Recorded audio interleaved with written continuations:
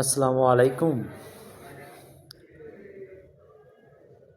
Video তো এইভাবে করার অভ্যাস নাই, আর ভিডিও করিও না। যাই হোক, মূলত মানুষের জীবনটা যে কি কষ্টের,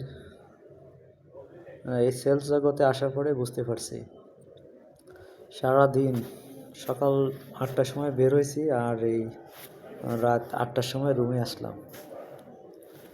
এর ভিতরে বস কয়েকবার ফোন, মার্কেটের অবস্থা কি, সেলসের অবস্থা কি, কীভাবে কাজ করতেছো, কত টাকা অর্ডার হলো, বসের নানান রকম কথা। এদিকে অর্ডারের প্রেশার, ওদিকে বসের প্রেশার।